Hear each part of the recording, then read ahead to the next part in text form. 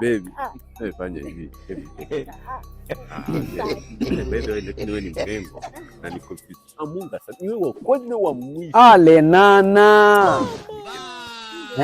Ulisema deni ulipi? By the way, sio ndo story nimeleta hapa. By the way, nikwambia aje Karembo. Ukiwa na ujamaa, wallahi umefika. Ukiwa na ujamaa kuna kitu nakosa. Huyu ni jamaa wa nguvu. Alafu najua Lenana ni aje. Kuna ka story mazee nimekasikia jo. Mimi nakwambia si Kaswende inasambaa. Unajua Morin. Mimi nakwambia Kaswende imepiga. Na nilikuwa nimekwambia Morin achana na yeye. Unapata uko na mali safi sasa hizi kitu kama hiyo. And then cha kunishangaza juzi nimeenda nikipiga kauli pale nikakutana na Melvin. Melvin nakwambia gonorrhea inaua. Haya, juzi unakumbuka ile mademo wawili nilikuwa nimeleta kwa keja juzi. Nikwambia wote wako na ugonjwa. Pisha wewe. Lakini ukiona mali safi kitu kama hii ndugu yangu bwana stahili we ni yeye tu bwana.